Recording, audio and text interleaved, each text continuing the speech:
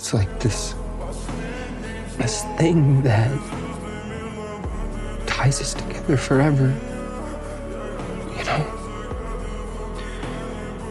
It made me feel safe. I needed space. Space to be with someone else. Steve's a good guy.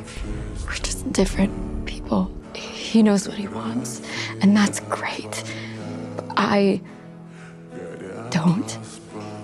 One last confession. A big one. I have screwed up enough with you that it'd be nice to get something right for once in the end. Nancy Wheeler, will you not marry me? Do you accept my own proposal? I accept your proposal. I love you. I love you.